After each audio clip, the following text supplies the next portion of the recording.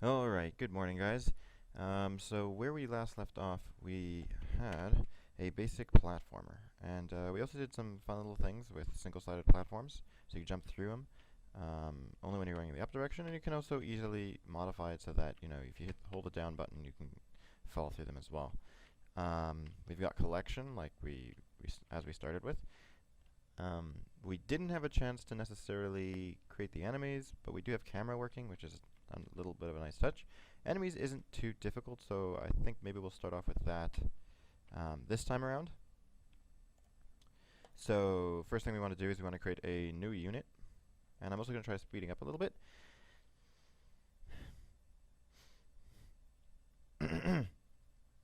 For today, my hope is to do environmental stuff, some animation stuff, which means also custom hitboxes, and level loading.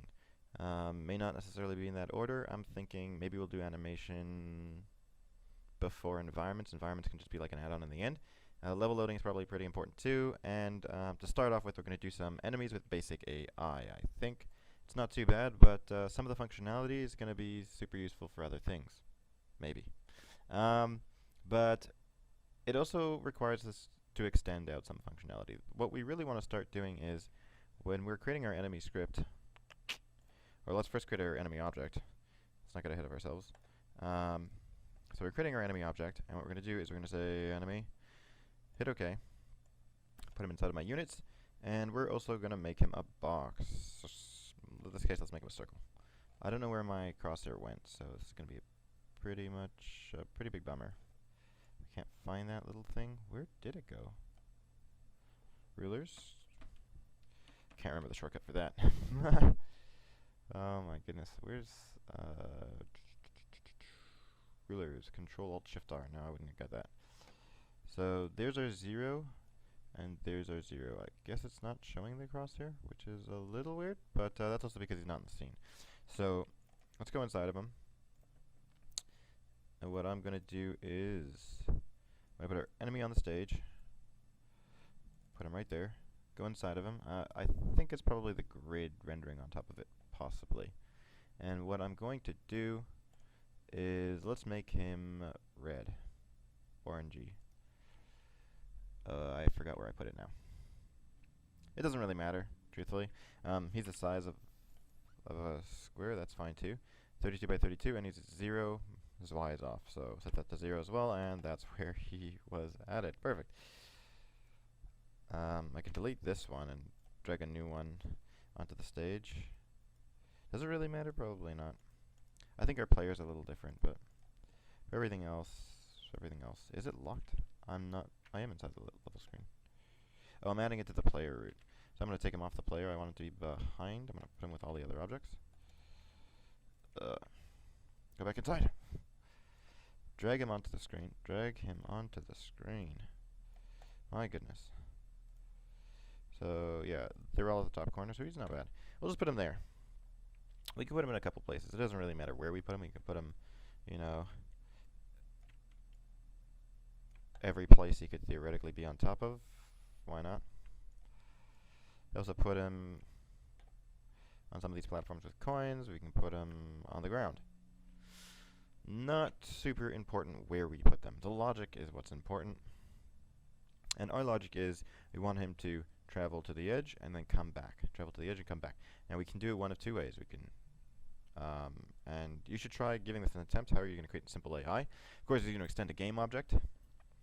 See if you can create simple AI for your enemy. I'm going to go directly into showing it to you. So if you made an attempt and you were able to get it to work, he has to go from the edge and then back. How we currently have it set up, the most likely way is that he'll probably go all the way almost off, and then all the way almost off, and then decide to turn around. That's the way it's currently set up. Probably the way the logic is going to work. I'm going to jump in to show you what I mean by all that, and also how we can rectify that little bit of a bug where he's actually standing off the edge. So first thing we're going to do is we're going to create a new unit, and I think I want to create a new folder. I'm going to call it enemy, and inside the enemy folder I'm going to create an enemy base. Now this is just going to be useful for us in the event. Yeah. In the event we have, we need to do things to all enemies. We have to treat enemies all the same way in certain regards. So if they all extend an enemy base, or we want to give them all health or something like that, then having an enemy base is probably good. Yep. Enemy base is definitely not going to be final, but we do want to generate that super. So there we go. There's our enemy base. And we're going to add one more to actually do our logic. We're just going to have a... what are we going to call them? Enemy... I don't know. Let me think. We could have it moving, traversing... Enemy simple. Yeah, why not? I was thinking of possibly showing you guys a complex artificial intelligence as well. We'll see how far we get. So this one's going to extend the enemy base. It's just a good practice.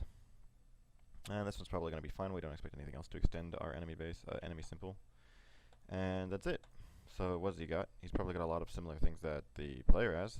So theoretically, we could have made a unit class. And then they could have all shared the same properties. And that's probably a pretty good way to do it. But the other thing is, I'm making no assumptions as well. You may choose to implement things in a slightly different way. Also, one thing that just pops into my mind, I did forget to mention why I used an exit frame on the key event listener, because we have no control of when these events fire. We want to make sure that this happens after. So if the keys are pressed, the frame after our update loop should reset them all, as opposed to before. And you can fiddle with it if it's not working right for you. Generally this one's a risk. I don't know, it sometimes works, sometimes doesn't. But I don't mean like, you know, like depending on the times you run it. I'm just saying, like, in regards to, you're not always 100% sure if it's going to be before your events are your keys are fired or after. So sometimes what you may want to do is you actually may want to call that an update loop inside of your level after all your code is executed, to make sure it's after. But suffice it to say, jumping back to where we were, Control-Alt-Space will import things for us. And now he's not going to necessarily work the same way. He's not going to jump. He's not going to jump. I know. It'd be cool to see him jump onto platforms. That was the advanced AI. Hopefully we'll take a look at. But not today.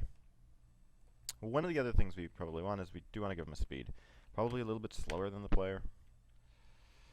And gravity, he doesn't really need gravity. I'm going to comment that out. Now I'm going to kill it. So all he's got is a speed. He's going to go back and forth.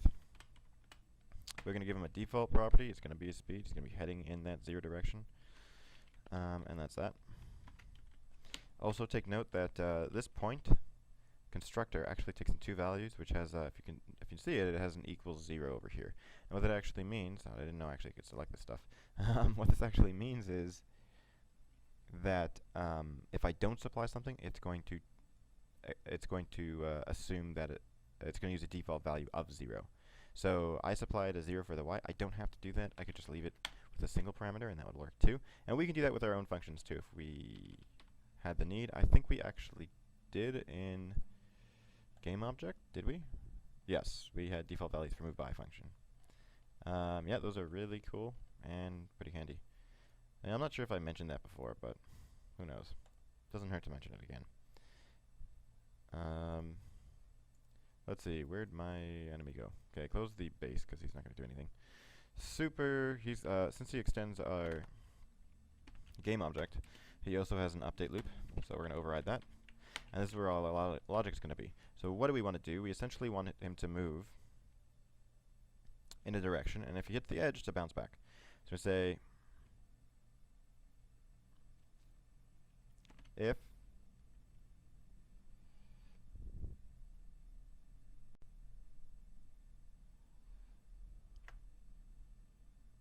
what?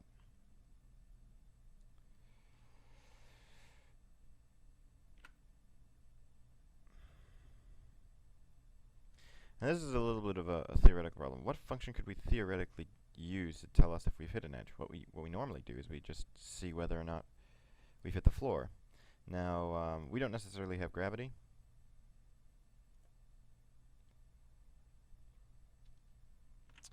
So it may make it a little bit more tricky, but well, it shouldn't be too bad. We're going to say if collide. What's our collide? We're going to say if we collide with a game object, a single or a wall,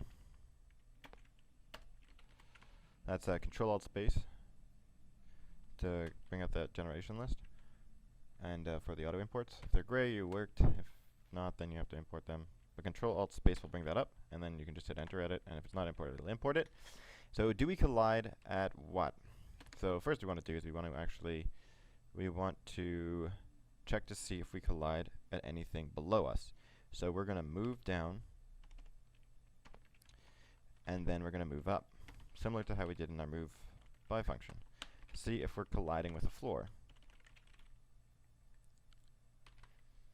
And if we collide with a wall, then we're good. Now if we don't collide, so this is false, or we could say is equal to null. If we don't collide, we actually want to modify our direction. We're going to say velocity dot x times equals -1. Just going to flip it. So that'll make it move in the opposite direction. And then all we're going to do is we're going to do a move by. We don't really need a move by because we're not doing any collisions, so we could just say x is plus equals to velocity dot x. You could do move by if you wanted to do interesting things if you collide with the wall. Right, and we didn't hook up the enemies yet, so they might do interesting things. I think this one might actually go off the world, but or walk straight through the wall. But you know what? We haven't given them collision, so that's fair enough. If we use the move by function, we could definitely throw that in. Maybe I'll show you that in a sec. But this is going to be in game dot unit dot enemy dot enemy simple, I think. And so if we save that and run it, still doesn't work. Oh, no, they're all there. Except they're all freaking out. So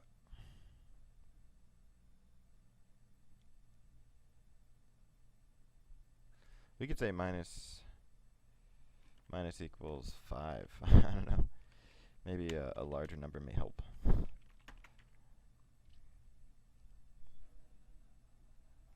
Or maybe I'm just logically wrong. We'll see. If it's equal to null,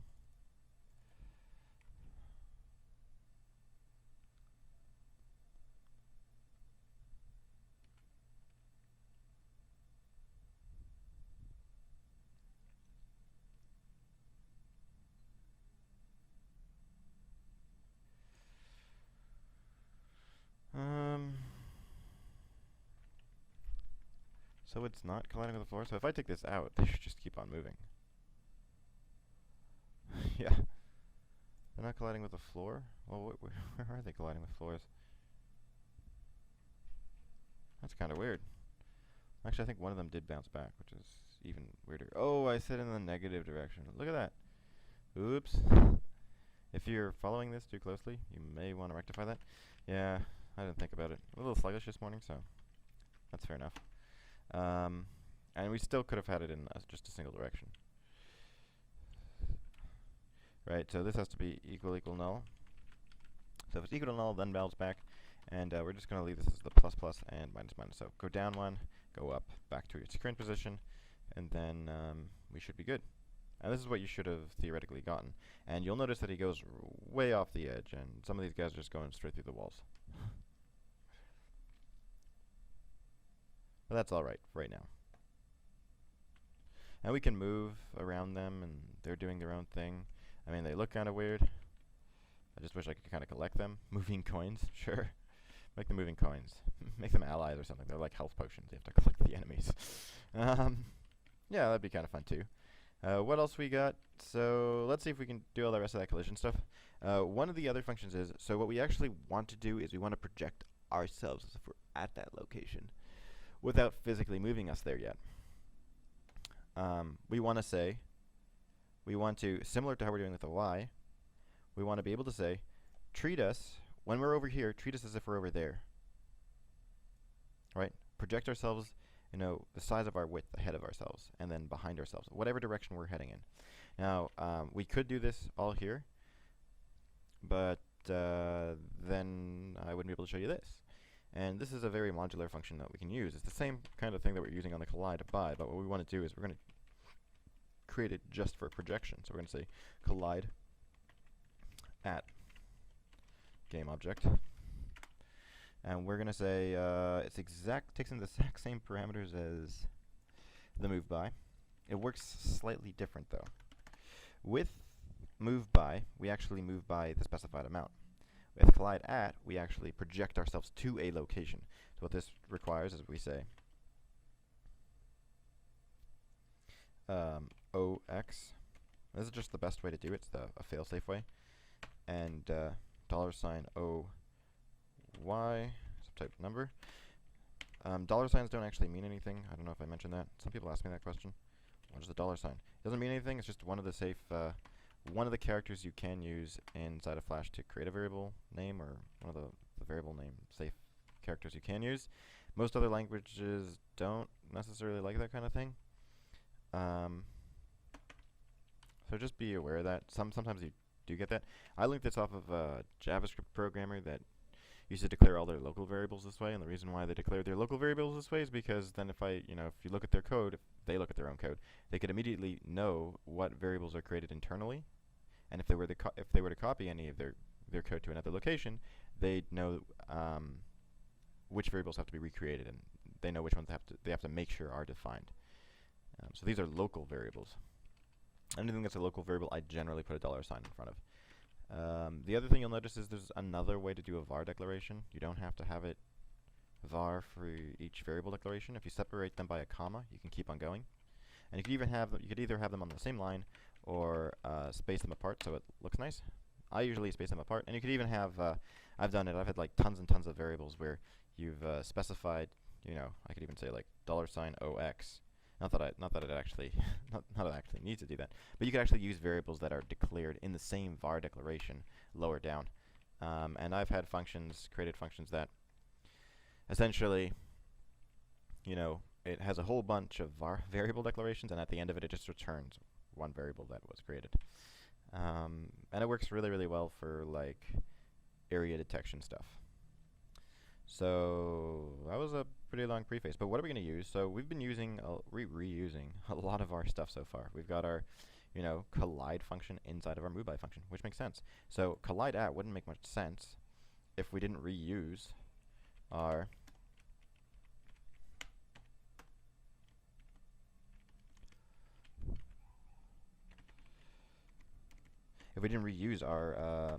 collide function. So what are we going to do? We're going to say, first, we save our current variables, current location. Then we overwrite our location to the specified location, both for the x and the y. Then what we're going to do is we're actually going to run our collision to be equal to, what is it going to be equal to? Right, our collide function. And put our type list, send our type list down, and then what we're going to do with our x and our y is we're going to pull them back. So they're going to be equal to their original OX and OY. Yeah, I just used O for original x and original y. I keep my variables short.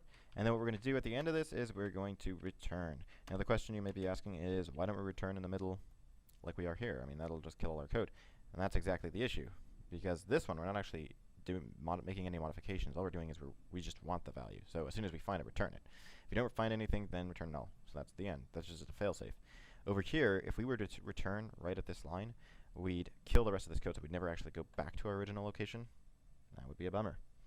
So what do we want to return? We want to return our collision.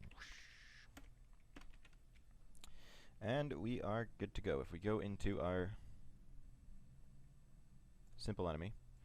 I don't know why I have so much stuff opened. I'm going to close others. And cancel that one. Oh, we're no longer using this anyway. But yeah. Dynamic removal of objects, collision with objects, and access of objects. That was all very important. That's what our game object class was based off of. I'm not going to use that anymore. And now we can close all others.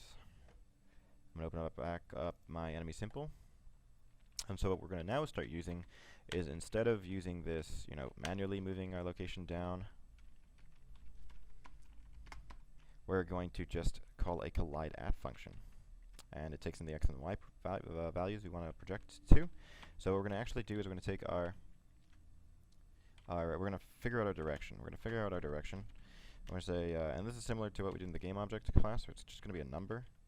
And it's going to be based off of whether or not our value is currently greater than or less than 0. So it's going to be equal to if velocity x is greater than 0, because we could theoretically change our speed.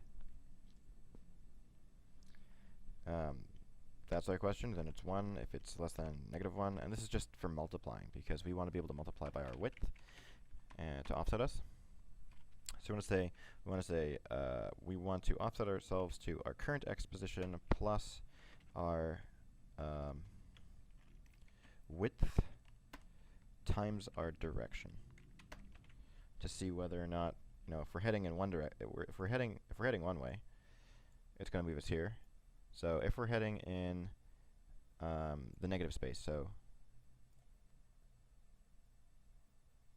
yeah, toward the corner of the screen over here on the side, on the left side. If we're moving toward the left, we want to project ourselves to be over there. And if we're moving toward the right, we want to project ourselves to being over here. So that's all we're doing, just moving ourselves either to either direction, and that's based off of the direction we're moving in. The other thing we want to add, so second parameter, is going to be our y location, and we already know what that is. It's y plus 1. Move us back when you're done, boys. And the rest of that is just the list of things we want to theoretically test collision against. And if we don't collide at that location, then just toggle our speed. And so we run, and you can see that they hit the edges perfectly. Now, you'll also notice that some of them are going straight through the walls. We can easily fix that with a move by function. So instead of saying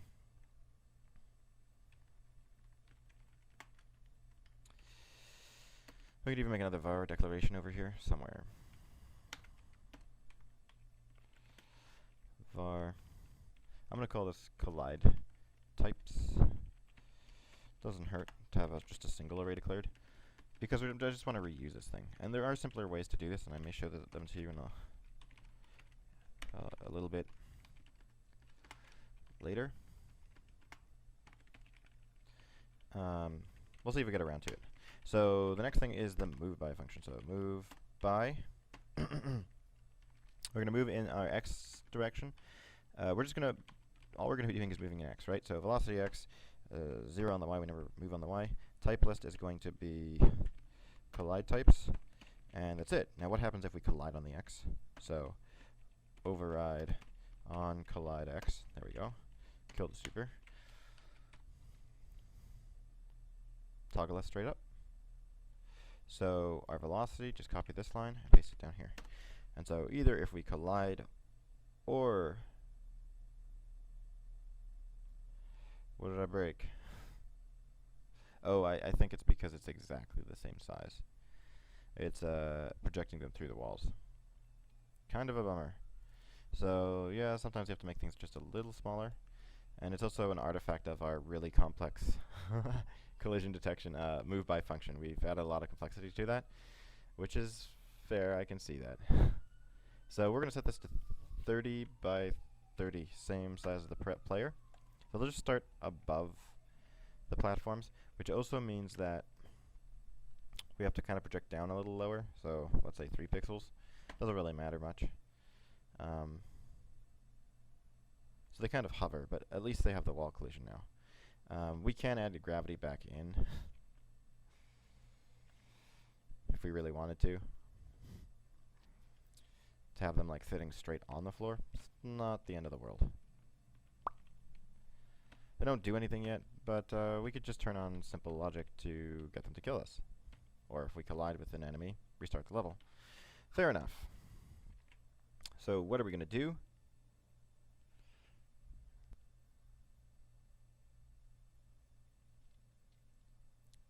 Yeah, okay, I'm just taking a little list of things we got to do. Next thing we're going to do is I'm going to show you, I don't know, I did want to show you level stuff, but it may make sense to show you some more environment stuff first.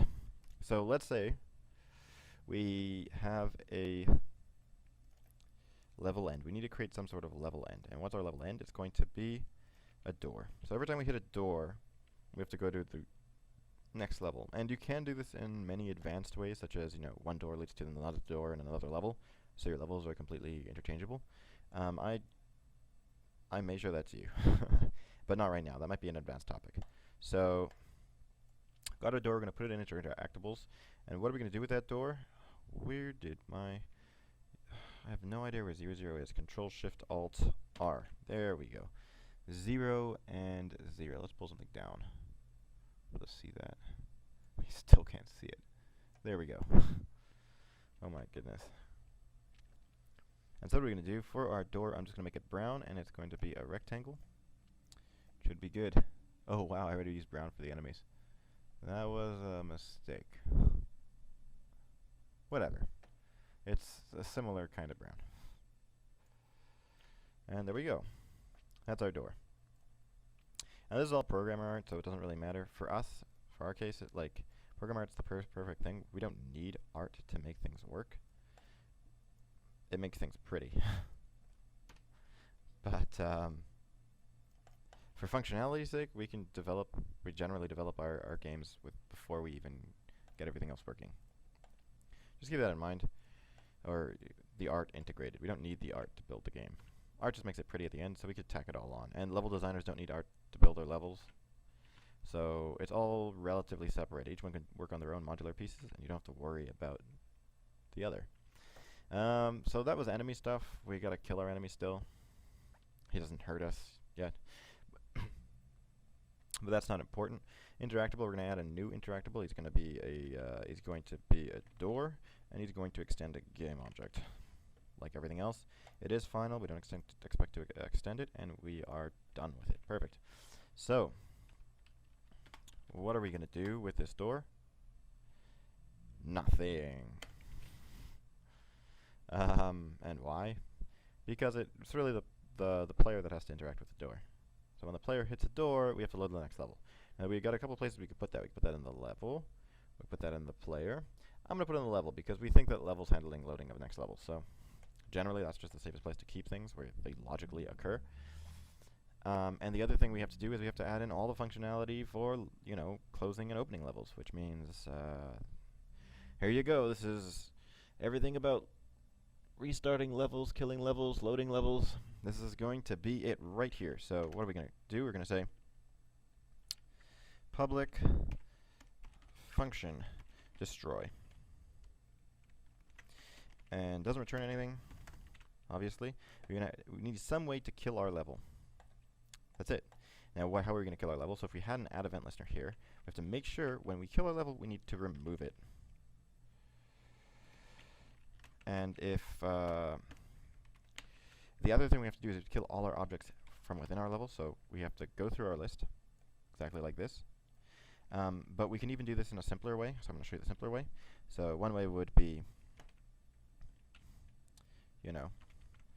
like this. If we have the length, we can figure out, as long as we're greater than 0, minus, minus, whatever, call destroy on it.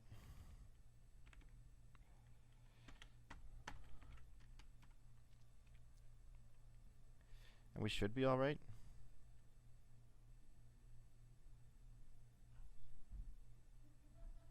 I'll have to think about it.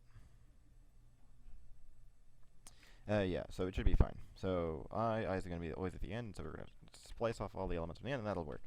The better way to do it, or let's say, I wouldn't say better, but more efficient, would be don't even bother declaring a for loop. It should be a while loop.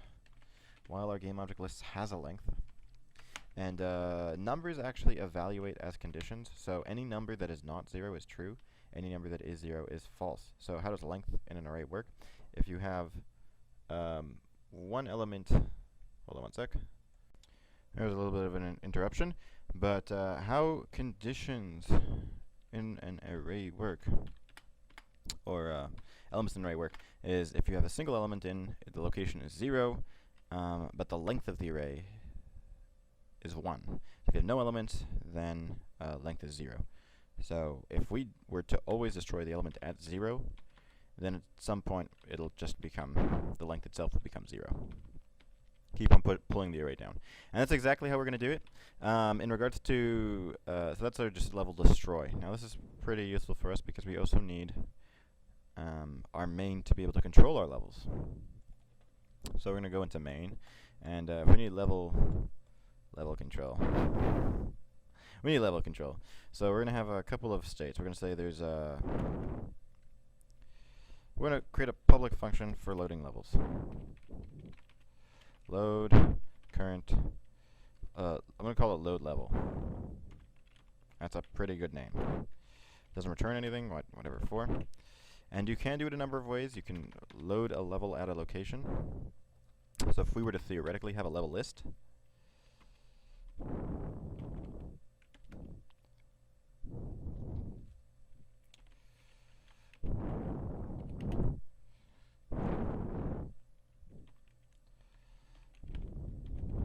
it's going to be an array of levels. It's going to be equal to all our level classes. Now, in our case, I think we only have one level, and its linkage is level. That's perfect.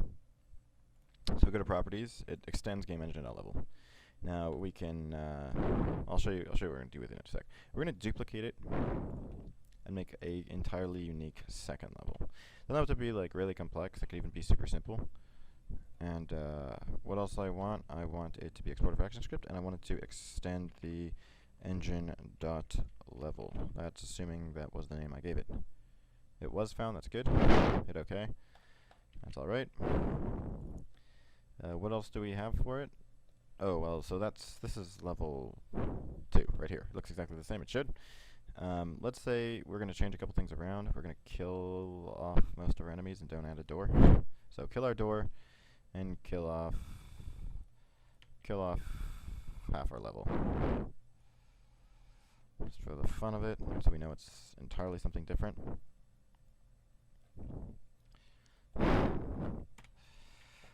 Yeah, it's super weird. Whatever.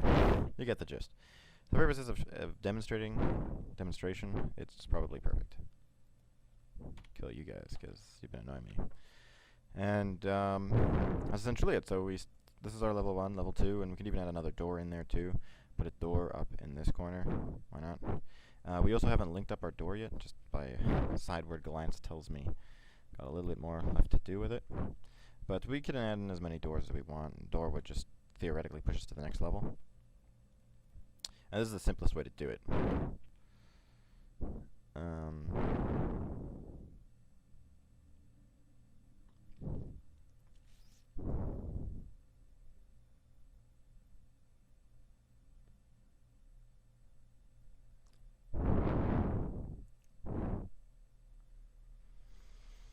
Yeah, maybe I'll just take out the door as much as I want to keep it in.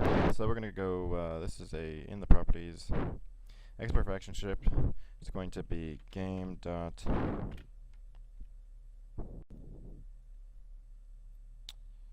interactable. Oh my goodness, what do I call these things? Interactable dot door. Make sure I got that right. Definition was found. Perfect. Properties. Oh, that's not the base class. That is the class. There, that's better. It could have also been the base class. Either way, it would work in our case. But you know what? Why make things crazy? It would make things a little bit more complex. So level list.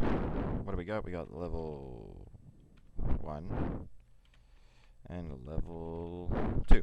Now notice that because these levels are actually declared in Flash, we don't have any mirrored script in our code. These will not ever be highlighted. They're always going to be blacked out, and there's nothing we can really do about it. But if we know that they're there, we should be fine with it. If we know how our game works, then we're okay. Now if we create a var and we create a current level, is going to be a type level. We want to store a reference to any level that's generated, and we also want to store private var current level index. You know, some sort of integer location as to, are we in the first one, are we in the second one, are we in the third one, fourth one, fifth one, whatever one we're going to start at. And so this also works as our starting level, so if we're going to start at 0, it's probably a good place to start. And all we're going to do is, so this is, we take in a target level. This is an int, this is an index. We call it index if it makes more sense. And we can say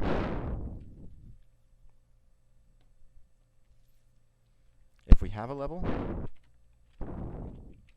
first thing we want to do is destroy it. Now if we change this order up, it's actually going to kill our destroy function, because our destroy function kills other game objects. So if we were to create one and then destroy it, then we'd probably kill all our game objects. And there are ways to make it a little bit more modular than it currently is, but it's a little bit more code, and it's probably not going to add much in the way of functionality. Probably wouldn't use it any differently. So why bother? Current level is also going to be, if it's added to the stage, it should also be removed from the stage. So if current level has a parent, then current level dot parent dot remove child current level. And then when we're done all this fancy kind of mumbo jumbo, we can also set our value to null. There we go. So our level is set back to null, and there's nothing in it. Now, this only happens if we have a level. First time we don't actually have a level, so it's not going to do anything. All this stuff gets skipped.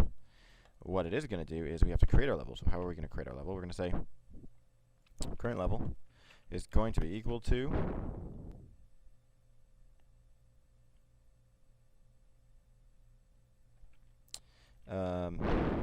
a new level list at target level index. Now our current level index is also going to be set to our target level index. And what else we got?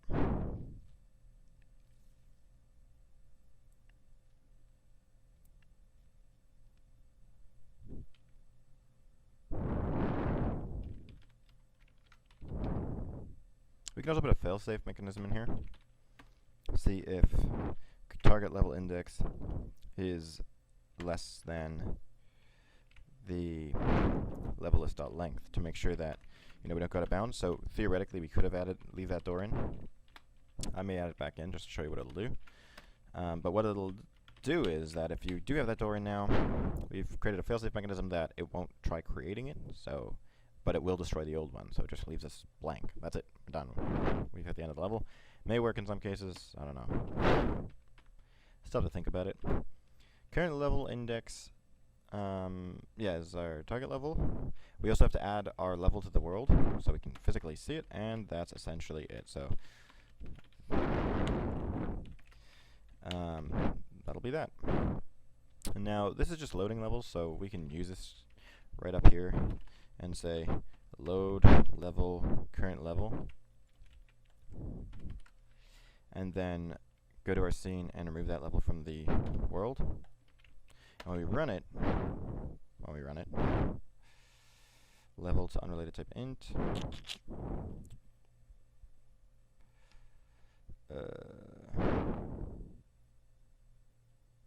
what are you talking about? Oh, it didn't even give me that error here. That's weird. It's line 25, it says. Oh, yes, thank you. Load level current level index. And we run it, and then it does the exact same thing. It's actually just doing that all through code. So if I want to start with level 2, I can just say start me at level 2. And there we are. Loaded up level 2. So that works, partially does what we want it to do. Still got a little bit we want it to do, such as connecting when we actually hit the door. So we need to have a couple states. We need another function, public function, for next level. It's not going to do much. We also need one for public function restart level. What if we die?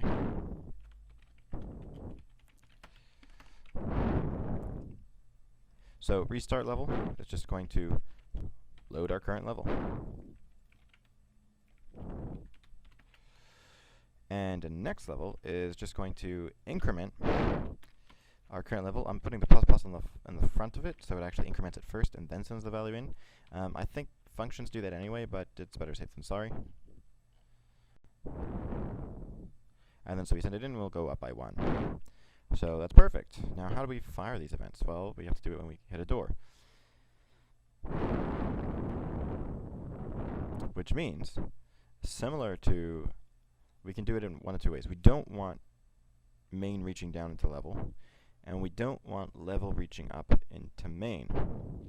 Both ways won't work, right? It's not modular. What we do want to do is we want to dispatch an event to notify main that our level is complete. So inside of level, we're going to create a couple static public variables, exactly as we would in, actually exactly as Flash does themselves. So the guys at Adobe, guys at Macromedia, I don't think they're Macromedia anymore, but exactly as they're going to do it. So we can even make them constants. Constants is exactly in the same format.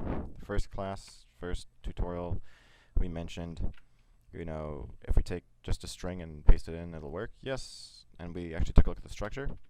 So we're going to give it the same kind of naming format. We're going to have two states. We're going to have level complete, and this is the way constants are generally written in Flash.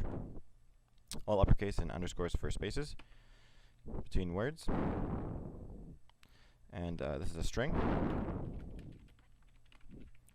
And level failed.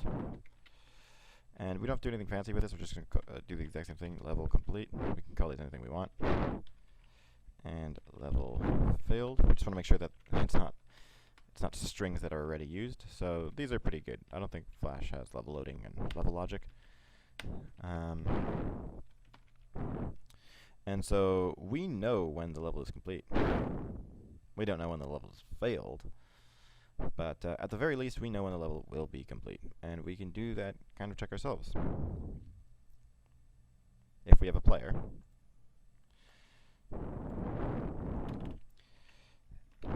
So if we have a player, and the player collides with a type door,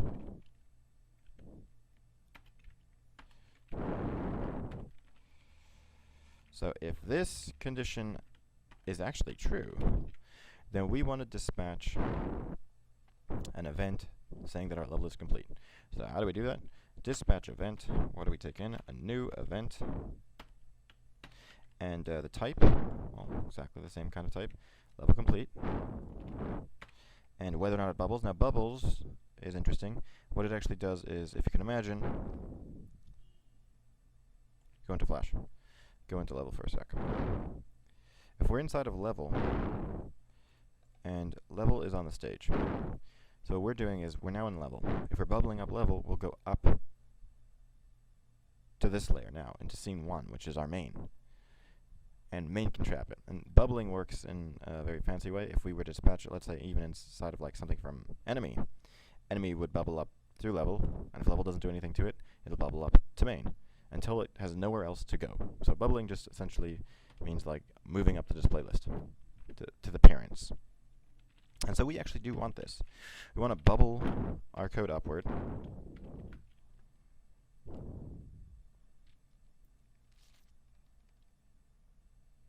And if we bubble our code upward, we should be able to trap that event in main. So this is dispatching an event, and how do we do an add event listener? Well, we already know. It's no different than what it was. And the reason why I like it bubbling, because there is a way to do it without bubbling, but for every level it'll work the same way, which means I don't have to re-add event listeners or remove event listeners. I could just have one event listener inside of the main when it loads, or before it loads, whenever we want it, and it'll catch that event. And so what's the what are we listening to? It's a level dot level complete.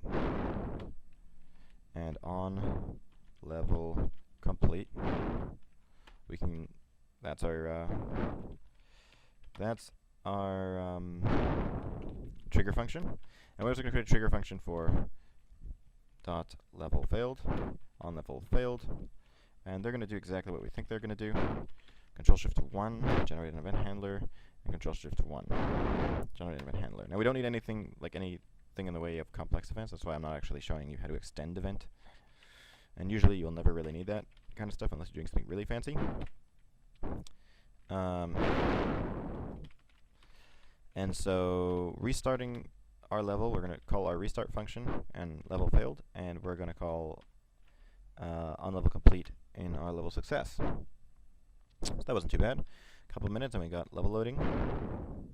So this is everything we could ever want it to be. Now if we run it, oh okay, I don't have anything on the stage, good. That could have been bad.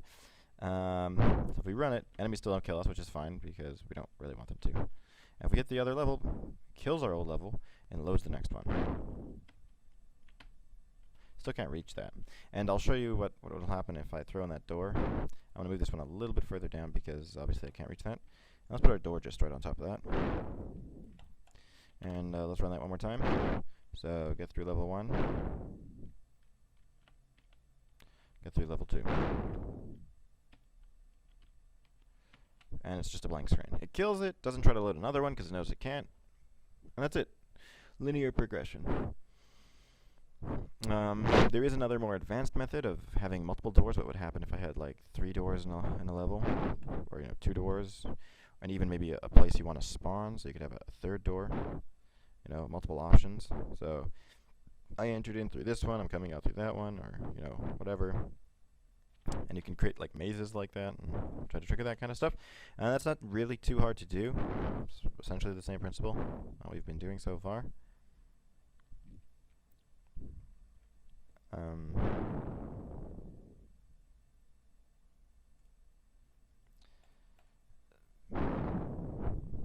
So yeah, we'll just leave it as is. Should we get our level failed condition in? Yeah, we'll let enemies kill us. So how do we know an game object has been destroyed? We don't. We call the destroy function, we can still access all its code, it'll still work the same way. It removes it from the stage, as it moves it from the list, but it still works. So what we want to do is we want to create another private variable, and I'm going to show you something new as well. It's called is, we'll give it an underscore because it's private, is destroyed. We can even make this protected, I don't really care at this stage, but the important part is that it's not public. So it is destroyed, gets toggled to true,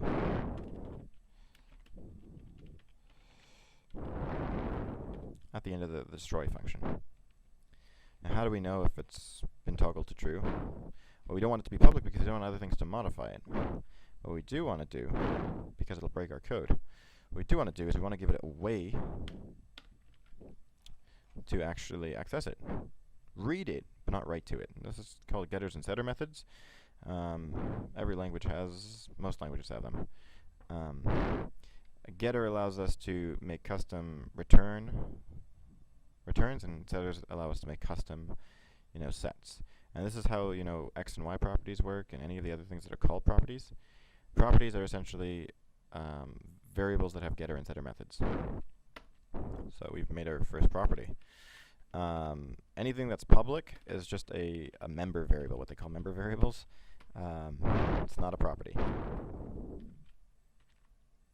So it's destroyed, it'll just return whether or not it's destroyed. You can't modify it, but you can read it. Now this is important for us because we can say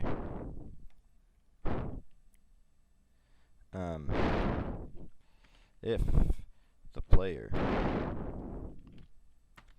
is destroyed, we want to dispatch the level fail state.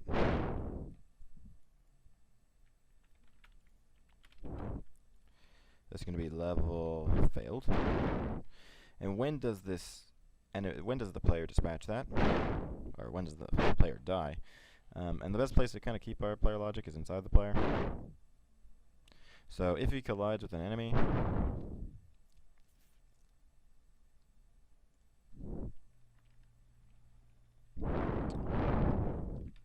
we do the same kind of thing. Var enemy is going to be our Goomba. Oh yeah, we already have our Goomba logic. Perfect. So enemy, yeah, Goombas just move back and forth. So Goomba logic complete. What are we looking for? We're looking for enemy. And we don't care what kind of enemy it is. We could just say enemy base, and it'll work. This is very fancy, and I can show you, I may show you what kind of ramifications this has for other things. But if we just give it, so if we collide with an enemy base, which is also, our enemy symbol is an enemy base, so it's both, either or. If there is an enemy, then destroy our player. So this is, you've gone too far, run straight headlong into it. Undefined property next level, that is in game object. Why did I copy that? That's 138. Let's take a look at what I was doing. Game object, 138, okay. Copy the wrong variable, or I didn't copy the variable at all. So if you're following along a little too closely, this should be is destroyed. If you cut it, good on you. Don't copy and paste like I do. Bad idea. Right, perfect. So these enemies move back and forth, and I can just hop over them. But I hit him, I die. I wasn't really that good of a hop. Fudge, this is going to be hard now. So you can kind of get around them. Makes for interesting level dynamics, but you can still make it. Wow, that was perfect. Look at that, that was perfect. So this may lead us into our next topic, which is, you see how I'm just on the edge, and you know, if this was my player, I'd actually want him to fall through. It looks ridiculous, like he's not even standing there. How do we define a custom hitbox? Now, it's not too hard to visualize as a problem. This is a problem as well. Like, it makes sense. Okay, that's a problem. We want it to be a portion of the circle, not the entire thing. That's one. And the other thing is,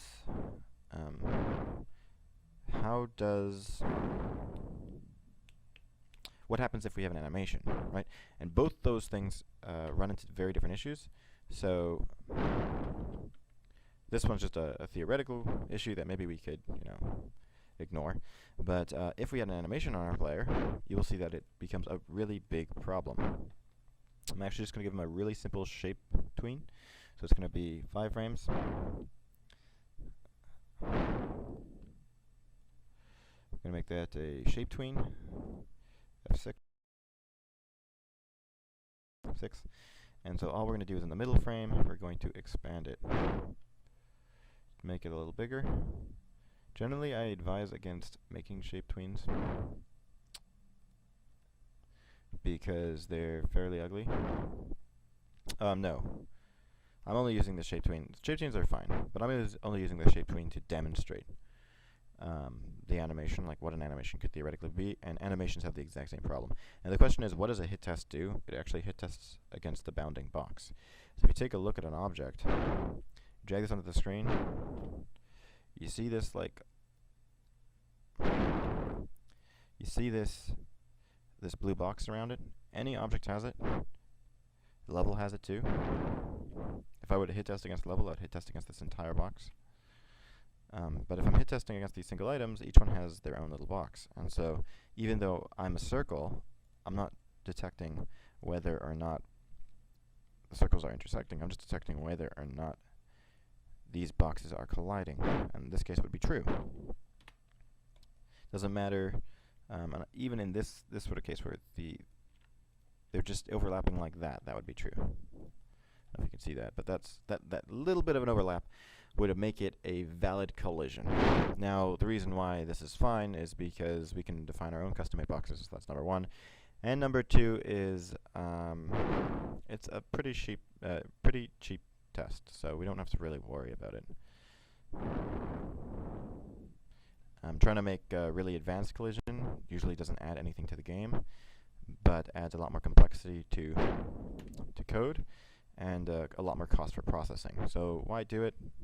Only if it really, really makes sense do you want to implement something like that. Generally, there's no need. So we say something like coin or door. Okay, fine. So now you understand the theory behind it. What are we going to do about it?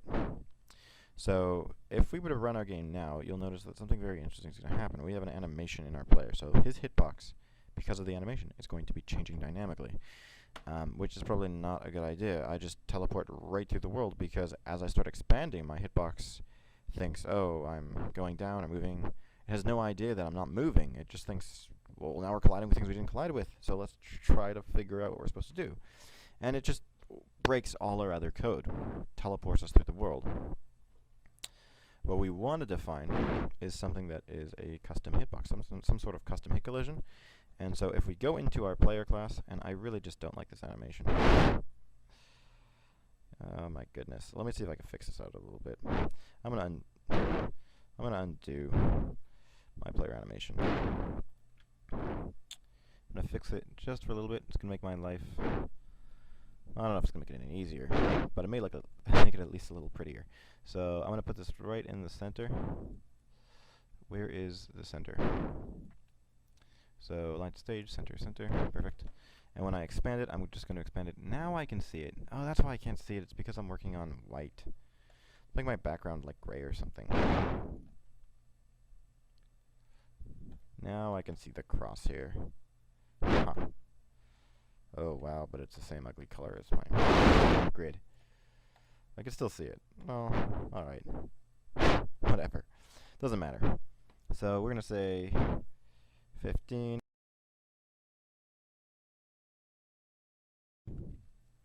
So on 15, all we're going to do is get it to expand outward.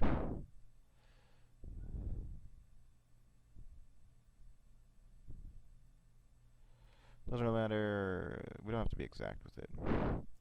But all we're going to do now is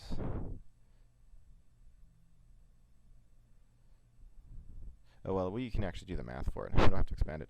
I'm going to say 64. I was actually close. Up 1 pixel off, 60 by 4. And then when we align it, we're just going to auto-align it to the stage as well.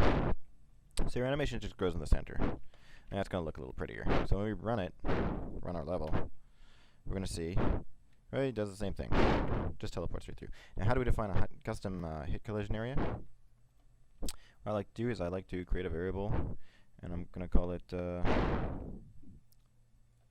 hitbox, and it doesn't really matter what you call it or what name you give it in the world, because that's not the name we're going to be using. It's going to be called hitbox. It has nothing to do with code unless I give it either a class name or a instance name. And we're not going to give it a class name, I assure you of that. What I will give it though is probably an instance name, and you'll see why that's important.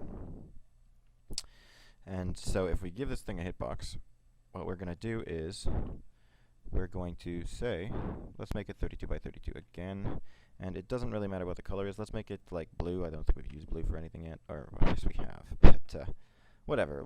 We use too many of these colors anyway, so why don't we make it like hot pink, and we're going to give it semi-transparency, 50% transparency. We could even give it more. Doesn't really matter. But this is just a way for us to detect whether or not we're colliding. So how do we want to do this? When we go into our unit player, it needs a custom hitbox. And what's this hitbox? This hitbox should be 32 by 32. Just because that's how I want it to work. You can make it smaller or bigger. And you'll see that it doesn't actually change. It's completely static throughout the entire animation. And that's exactly what we need it to be. So even though it's animating, the hitbox is static. And now, when we go into our game object, we want to create another variable called hitbox. Private var. Oh, this is going to be protected var. It doesn't have to be protected to be public, I don't really care. Protected var hitbox. We're going to give it a, what kind of name should I give it?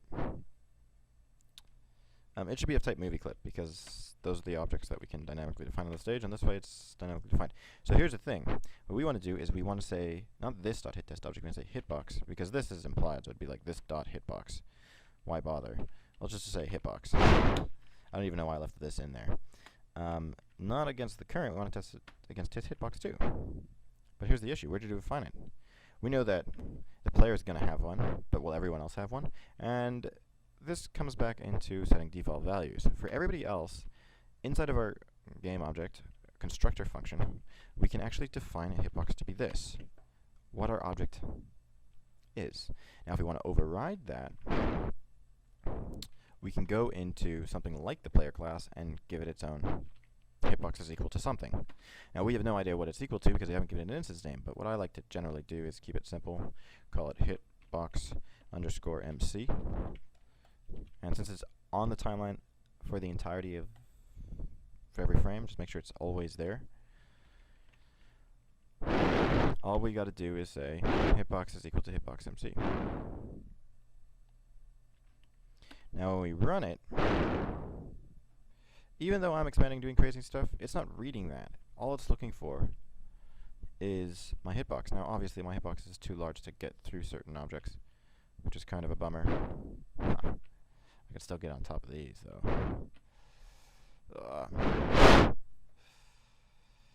And I respawn through the world because I start too large.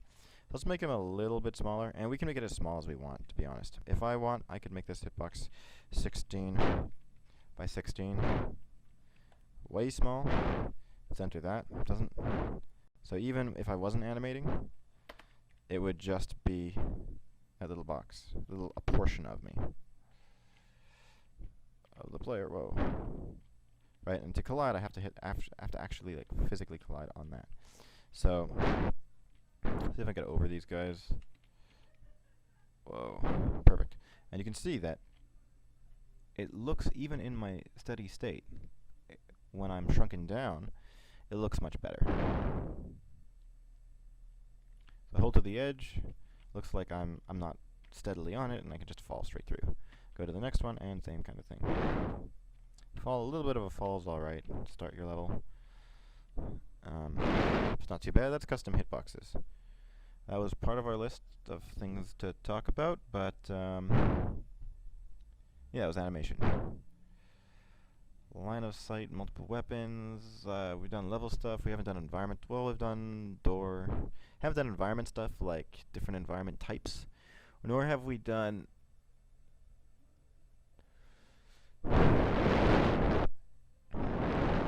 projectile stuff. So before we end, why don't I show you, we'll start with projectiles so we can kill our enemies. Then maybe we'll do some dynamic level drawing. I'll show you how to use some of the other advanced tools, because now we have our own custom hitbox. It's not going to break our code, and or break anything else for that matter. And the last thing we probably want to do is multiple weapon types. So this will work for like RPGs and stuff. Oh, you have to pick up multiple weapons. You pick up, I don't know, you can pick up anything you want. So yeah, I think that'll cover like every subset and genre, and we should be relatively good to go. So here's for open.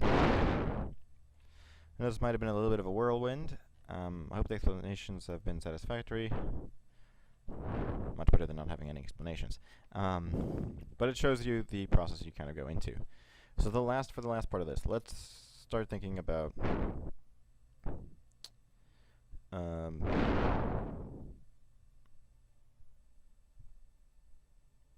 killing enemies, getting them out of our way. We can give them more advanced logic, and we can even create like enemy spawners. There's lots of fun things we could do. But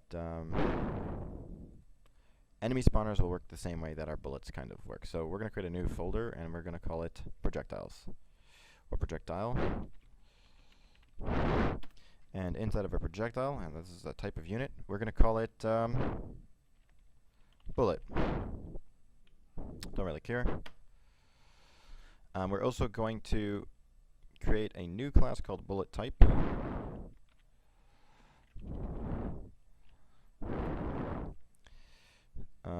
This one can be final. Bullet has to extend game object. Extends game object.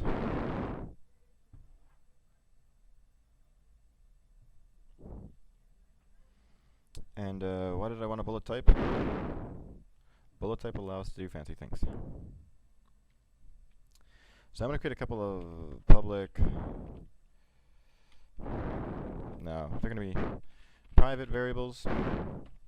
And these are going to be the properties for our bullets. We're going to have a speed, bullet speed, number equal to, I don't know. We're going to have a distance.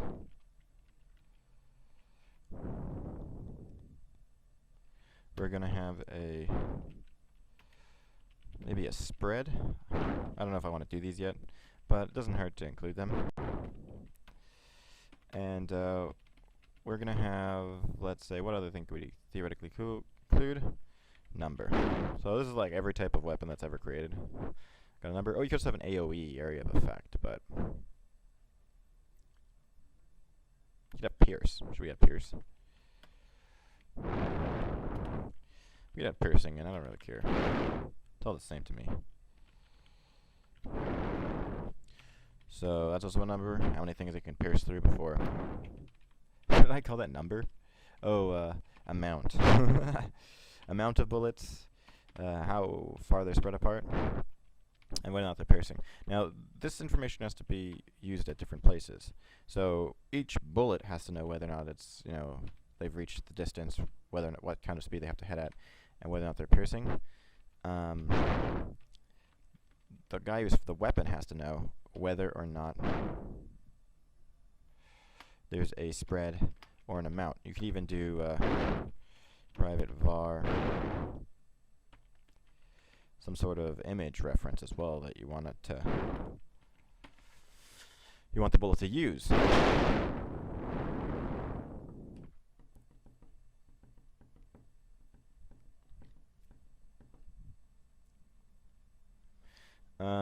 Some of this stuff's going to be more necessary than others, but how are we going to construct this?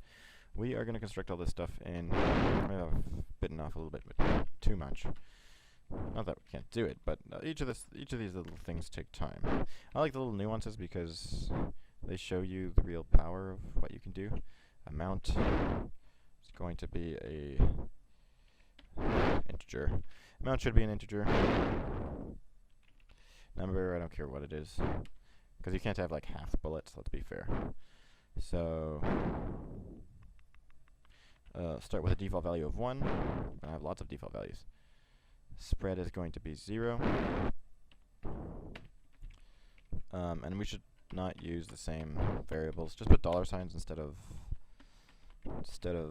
underscores. Pierce should be, that should also be an integer. How many enemies you pierce through, that's a number. It's hard to make that like partial enemies. You can do a lot of things with this, like damage amounts. You can do, you know what, I'm going to take out pierce. Let's keep it simple. You can do a lot of different things with this. So damage amounts, I'm not even going to do spread. Yeah, we don't have to do all this stuff to show you the difference in it. I don't want pierce. Distance and speed should be the ones we have. So I'm going to kill amount. Let's use distance. How far it's going to fly. And how fast it flies.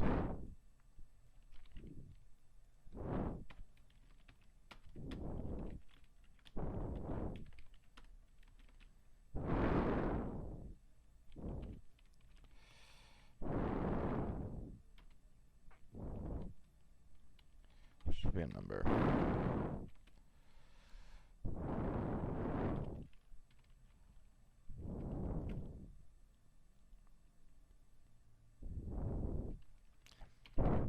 Now these ones are going to require you to submit, like we actually care to know what values they are, so yeah, forget it. Make our life a little simpler. So we pass in the image, we need the image, we need a speed, and we need a distance. What are we going to do with all these variables? We're going to say image is equal to $image. Speed is going to be equal to speed. This is in pixels per second, pixel per frame. So it's a number, it can be any fraction, we don't care. And distance is equal to distance.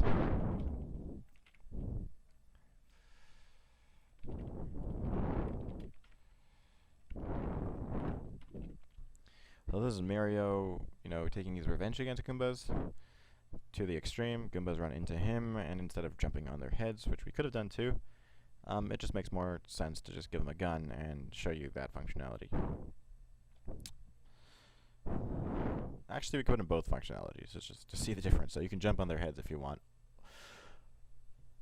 or shoot them, to see what kind of process you'd have to go through to get that working.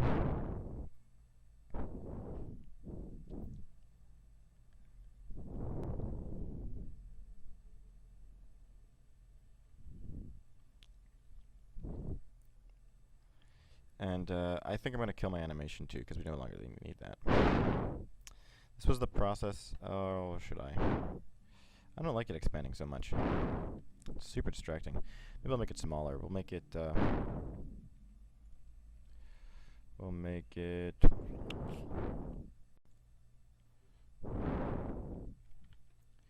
48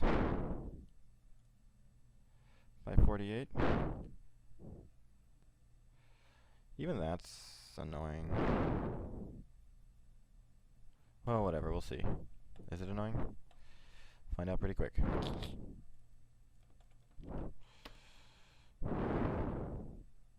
Yeah, it's a little annoying. I don't like it. It's gonna be distracting at any rate. Make it a little bit more slight. You know what I could do? I'll just put it at the bottom, so.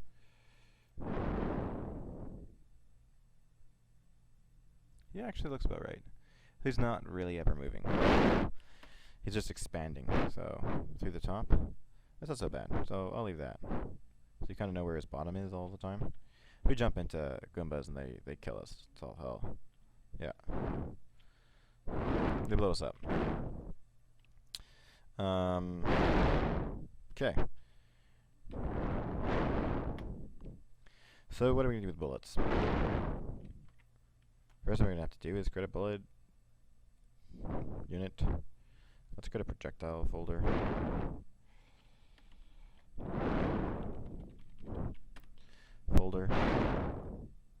We can handle in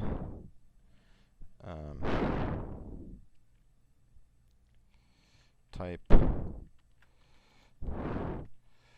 bullet type 1 and bullet type 2. Just giving them different colors, that'll be fine. 2. We have to export these for ActionScript, and leaving them as the default movie clip, in this case, is going to work out fine.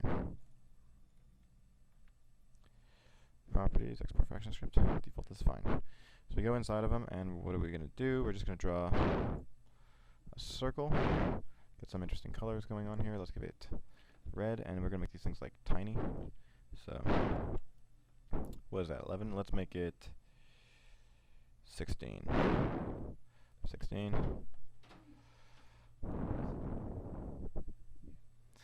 And so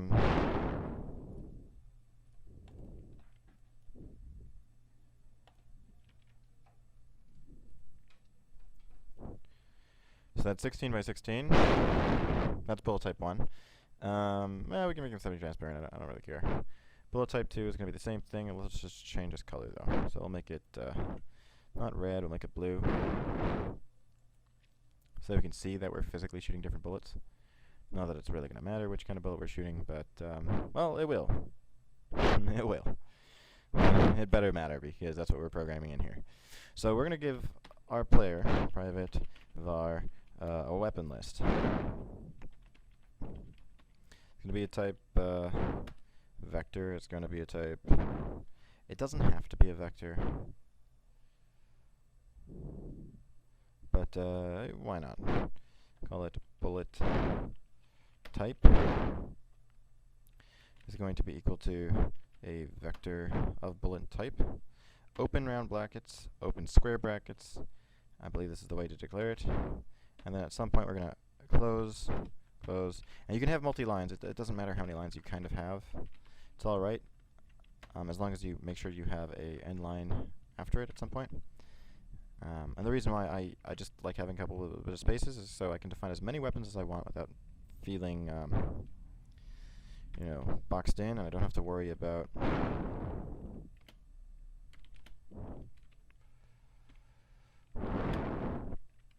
and I don't have to worry about. I can see exactly what's going on and see all my information right then and there. So I'm going to. It needs 3 parameters. So comma to separate variables. Make sure you don't have a comma after the last one. We're gonna have 2 types. We already know what it is. I'm gonna copy that first one because I don't want to type it out. So there we go, type 1, and I couldn't even remember what it was called. Type 2, super generic. Those are the classes we're going to be using for images that we're going to generate. We're going to give it a speed and a distance, so how fast it can move. So let's make one super fast. So 1 is red, so let's make it powerful. That's a powerful gun. And its distance is super far. What would be far distance? I don't know. We'll say like 300.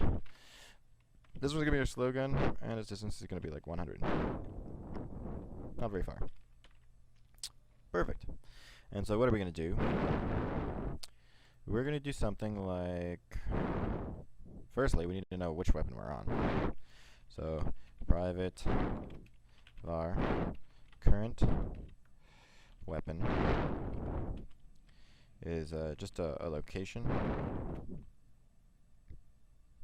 Start out with our default 0. I'll show you. We'll do the weapon switching thing in a little bit. It's not too bad.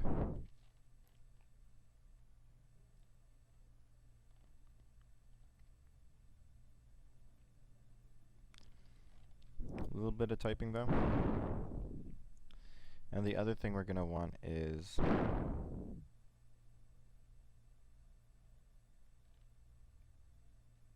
a state to know when we've actually fired. So currently, and what we have in utils is we've got a key class. We're going to create one called input. It's going to work the same way as the key, but for mouse events. So that's a final class. Doesn't have a constructor, and we'll be good.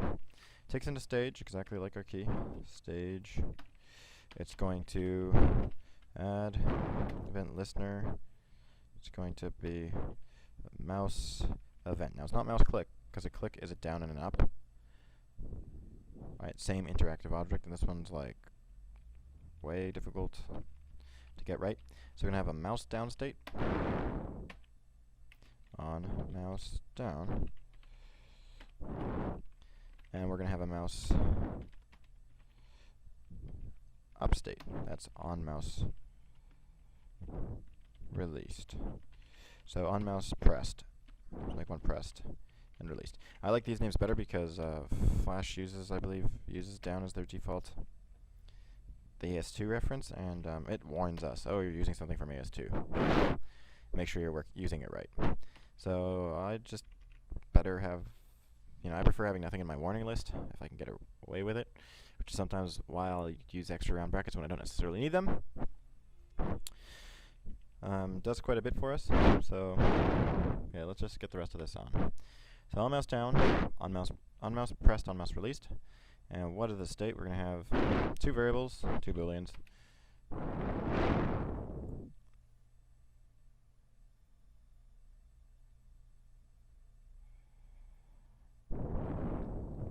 Similar to the one we have in our key, it's going to be private static private var is mouse.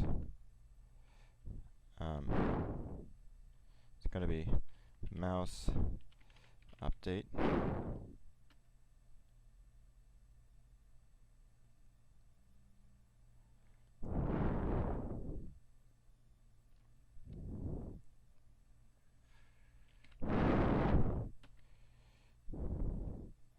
This is also going to be a type, just a boolean.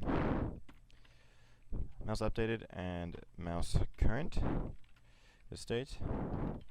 We can have those 3 states with these, so we're probably going to need one more exit frame event listener. So event dot exit frame on exit frame. Control Shift 1, generate event handler. So what are we going to do? On the exit frame, our current is just going to be equal to our mouse updated. So we're just going to say mouse updated is to false, and mouse updated is to true on the pressed. We don't have to trap that event in our player. The reason why is because if we would trap it in our player, it'd be clunky, not necessarily dynamic, and we could probably use this anywhere. And we don't actually have to know whether or not we clicked the player, so why trap it on the player? All we have to know is whether or not we clicked. Yeah, private function. Sorry, these are public functions. Public function, static public function. Is mouse pressed? Boolean. We don't even have to send anything because we know it's our mouse.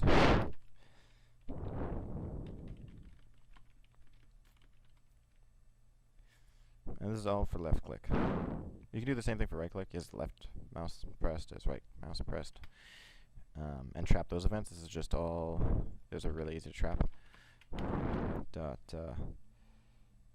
Mouse event, mouse down. Where is all those other events? There are other events, trust me. See, there's a mouse wheel. That one was old though, so maybe it's just not pulling in the right reference. Alright, it thinks we're at 10.1, so if you put this up to like, I don't know, I think we're using 11.4 in our IDE. Put it up to 11.4. Then it'll give us all the current 11.4 stuff. See? A lot more. There's right click, right mouse down, right mouse up. So you can trap all those events if you want it, and do them all here. And treat them different if you want, and just use arrays like we were doing for the keys. That would work out well.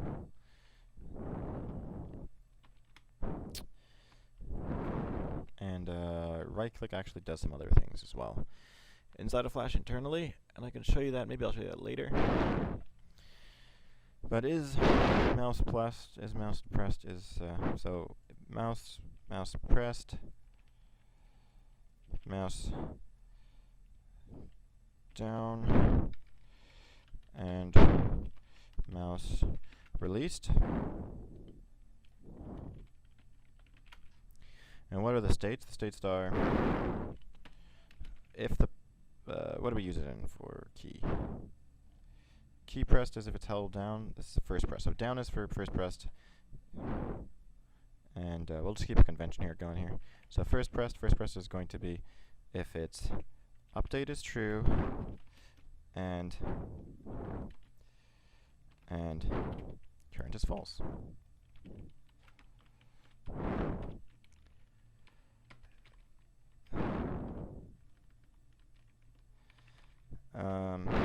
This one can just be if current is true. This will also prevent overlap between it being first pressed and, you know, if it's continually down, it's held down, so the states don't match up. And the last one is just going to be the exact same thing, where update is false and current is true. There we go. So yeah, we're already familiar with this kind of stuff. Go into our main. That's where we're doing our key stuff. We're going to say new input, and it's just going to be passed on our stage, and we should be good to go.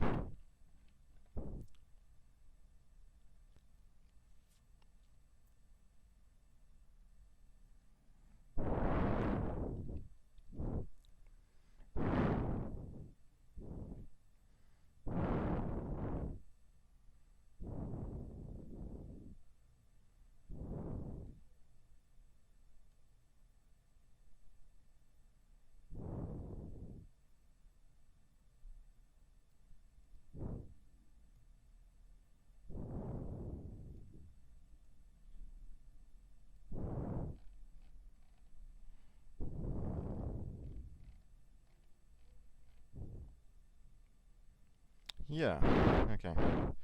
Gotta stop thinking about other things. So now we got a reference to our inputs. And we go back to player and we can say, okay, is my space, have I clicked? Is my if input import it dot is mouse down, and we can make these properties actually. I don't need to make these. So functions require the round brackets. I've already showed you the getter method, but I haven't explained that if anything uses a getter method, similar to the is destroyed, you don't actually use round brackets. If you try, it's going to blow up. It's going to say it's not a function, it's a property. Something like that. So inside of our player, we can do the same thing. We can make these into properties. We can just say it's a function get, make these all getters, because we don't actually have to send anything in. So, you know, why make it more complex than it has to be? You don't need those round brackets for anything. And just say is mouse down. Done. So if our mouse is down, what do we want to do? We want to fire a bullet. So we want to get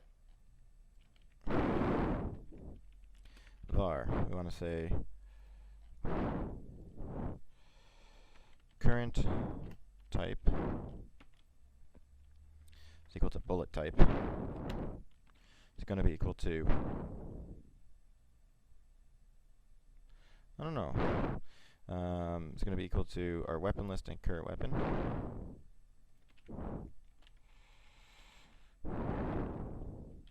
There we go.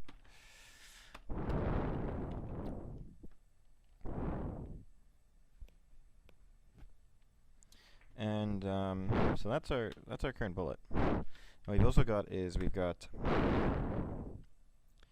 also want to create a bullet that we want to actually fire and send in all this information. We also want to figure out the angle. So let's do a couple of things. We're going to do this all in one line. So weapon, we're going to get our delta x, which is our position minus our mouse position, to figure out our angle.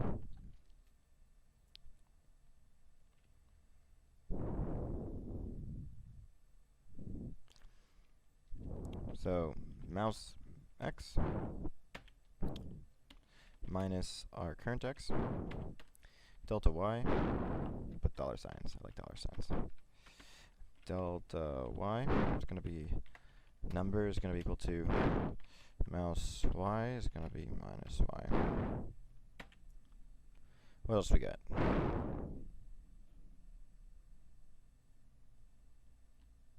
That's our angle right there. Is that our angle?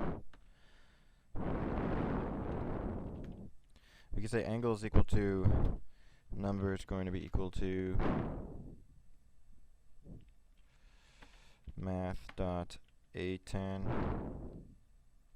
2. This will give us our angle in radians.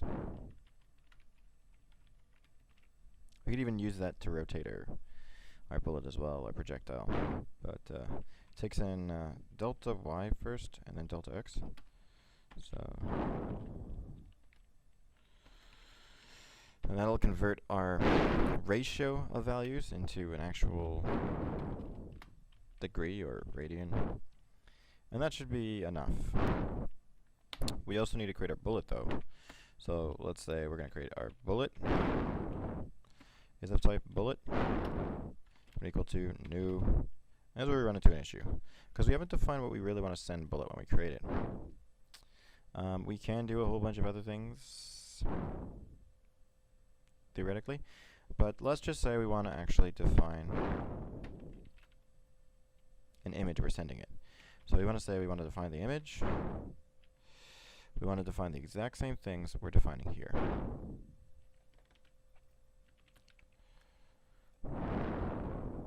Because it's going to need to have a speed, and it's going to need to have a distance. And this means we can keep it dynamic and defined all in our player class without having to create tons of little objects. Now this, I'm showing you this as a possibility. This may not be the way you want to code your weapons. Weapons can be coded in a number of different ways.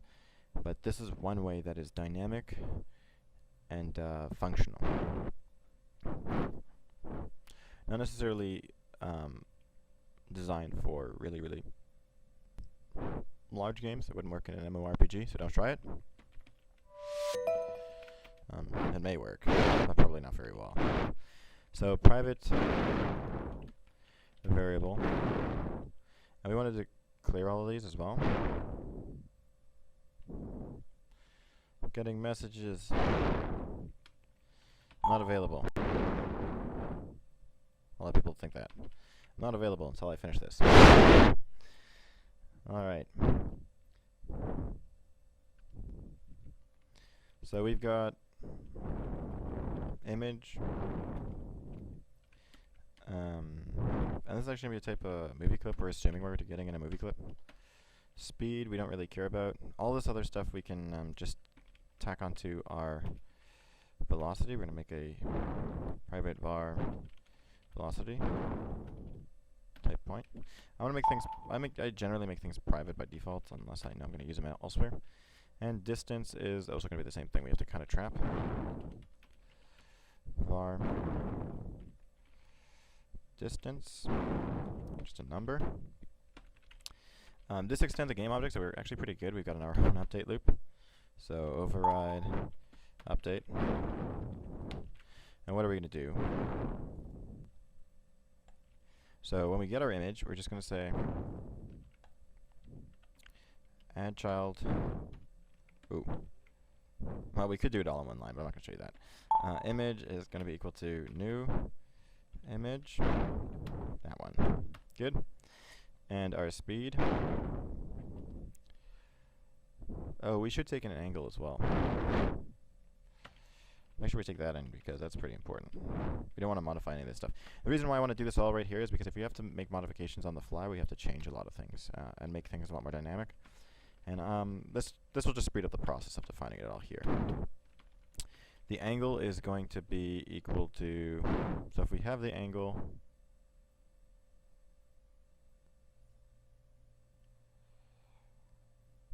and we have our speed, then we can say velocity, fudge, velocity dot x is going to be equal to, and this is just a little bit of math. If you know Pythagorean's theorem, will that help? Yeah, it may help. I'm pretty sure it'll help. So you can figure out which values are going to go where. So multiply our angle by our speed to figure out the ratio of the speed going horizontally and the speed going vertically. Now you could do that. There's also another method that are available. So this is sine. Speed going vertically. And that'll work out alright. There's another method at our disposal, and this will also allow us to not have to define our point straight up. We can just say velocity is equal to point has static functions as well, and one of them is polar. It takes in a length, how far it's, how fast it's going to go, or the sum total of the speed, and the angle it's supposed to be at, and it'll do the math to figure out what the x and the y is for you. You read more about that, you know, super useful stuff. That's a really good way to do it, and that's all we need. So 2 lines are done. Now we created our image, but we also have to add it to the stage. So add child image. We don't need our angle anymore. We don't need the speed anymore. And all we need is our distance. So we're going to say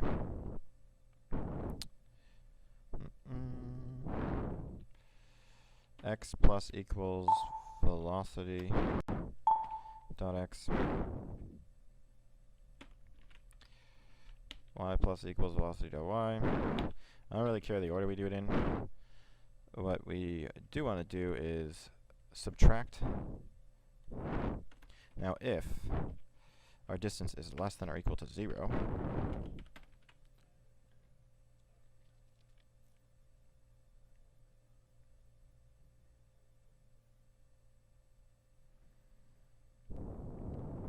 then we want to destroy our bullet. Now, there's another time we want to destroy a bullet. We also want to destroy an enemy if we find it, if we collide with an enemy. So our bullet's going to take in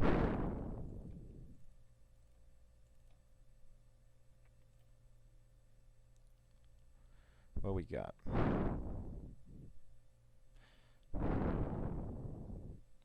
So if we collide with an enemy, come on, import it, enemy base, so that's any enemy, or even another bullet, why not? Doesn't hurt.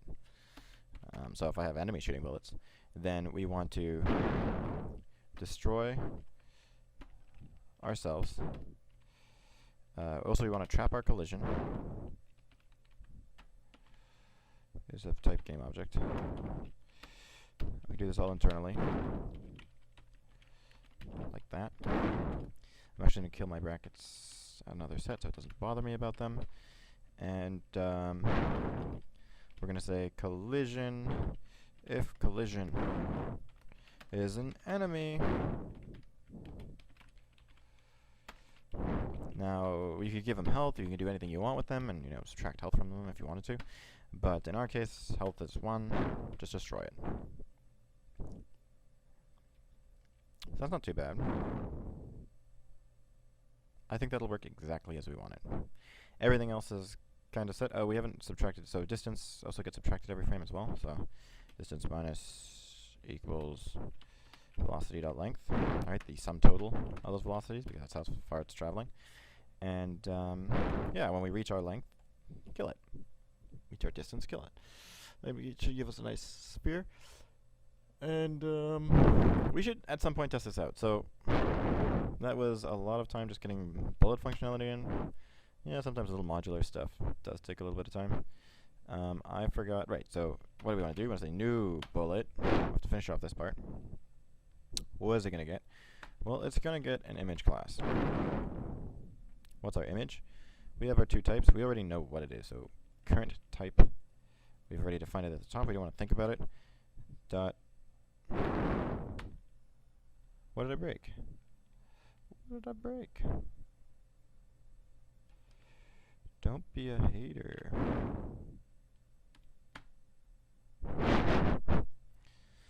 Alright. Doesn't want to like me. Now this is also sometimes what happens if you use lots of commas everywhere. Sometimes it just breaks and you don't know why or where. So that's another reason to stay away from them. But whatever. I'm going to say it's called, oh, it doesn't have any properties. How do I know that? Because we haven't given it any properties. We can't accent. These are all private. So what do we want to do? We want to get getters for them. So make getters for everything. Speed. And then distance. We should be good to go. Then we go back into player and we could say get our image for the first one. Angle we already have that we defined there. Figured it out. Our speed is again returned from dot speed, and our distance is equaled from our distance. And that was all super easy, super dynamic. We never really have to go back to there and change it. We've defined everything we could possibly ever need. And the bullet has it all too.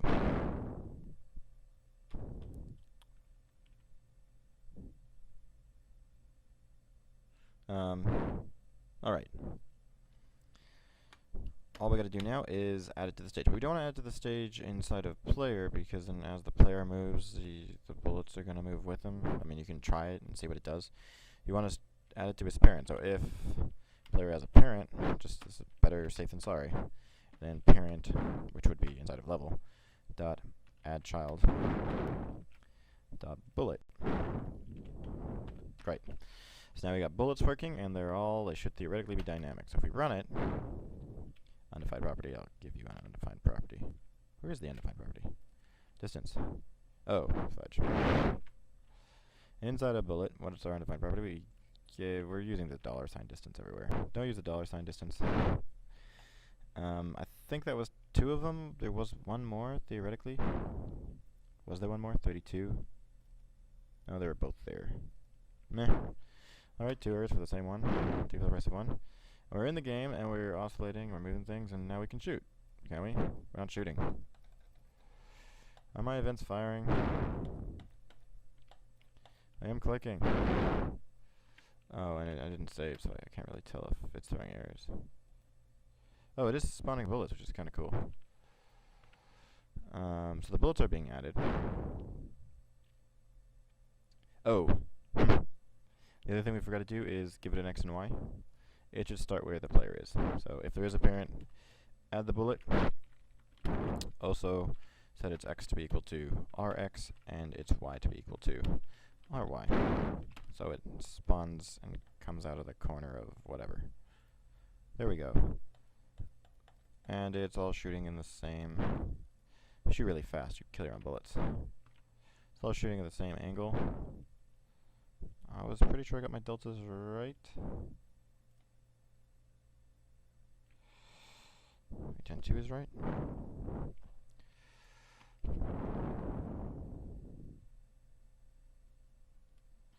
So why doesn't bullet like it? It says polar,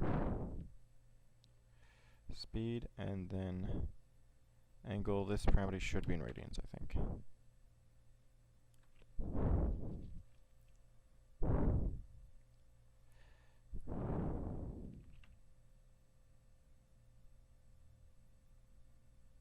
Oh, right.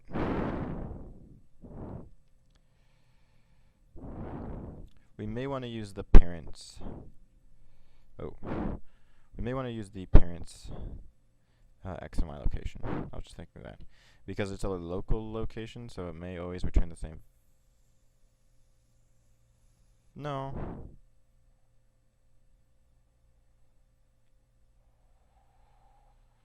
I think there was a problem like that. Let's try it. I don't think it's gonna fix it, but oh, it's got 2 angles now.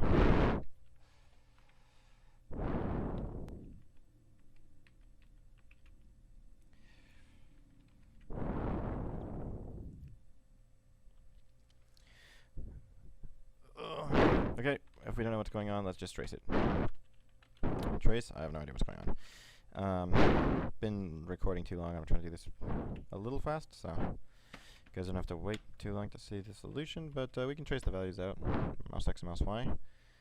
And actually, we should be seeing that right now, but we're not seeing any traces, so let's try that again. So 14, negative 14, is it negative 14? To the X and 16 down. Yeah, that's right. 14. Yeah, this is right. Our angles look right. Yep. That's all right. So why doesn't it like our X? Oh, because it's world X. So we actually don't need the delta, probably. I mean, it is a delta. Let's be honest. Yeah, I don't know why. Kind of thought of that. Oh.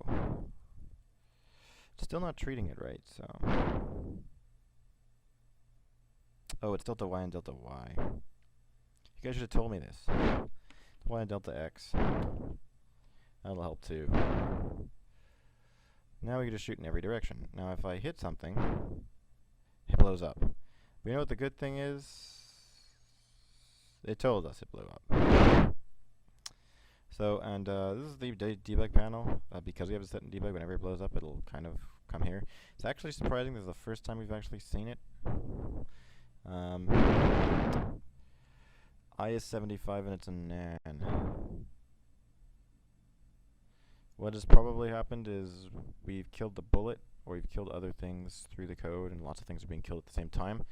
Or, yeah, at the same time. And so both the player, and the enemy, and the bullet is being killed, so that removes 2 elements from the length. And if it does, then it's run into another fail case. So this is why you generally don't. I stay away from bullet logic, no, because there are fail safes you have to put in. But essentially, you say like game object dot list dot length is less than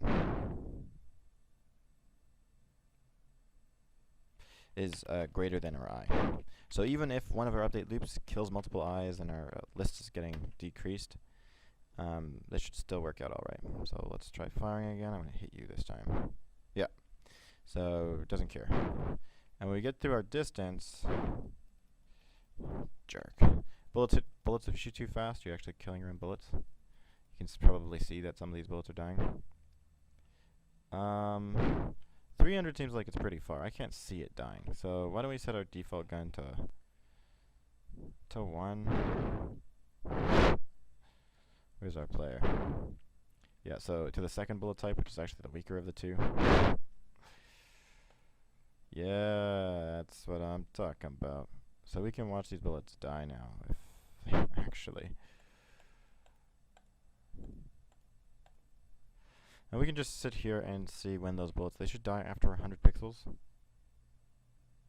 Unless we did our math wrong.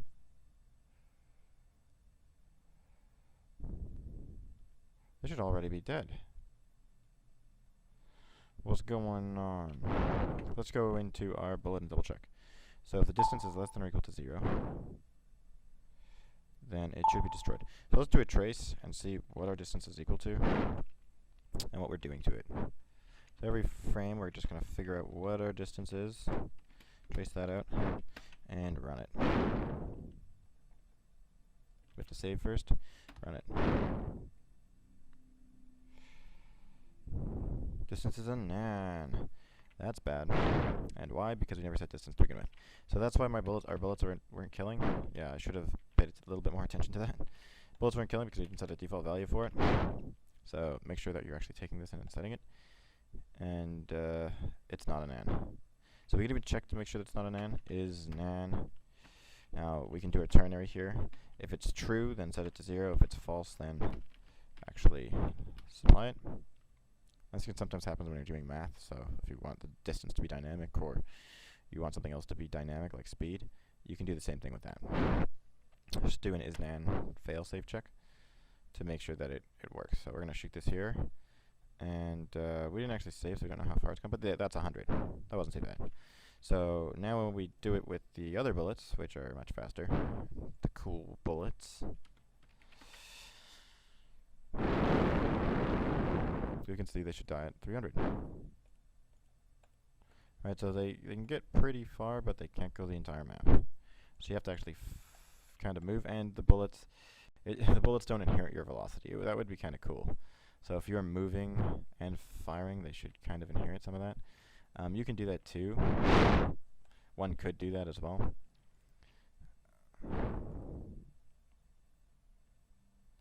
So that they move with you. It's actually not too bad. If you make the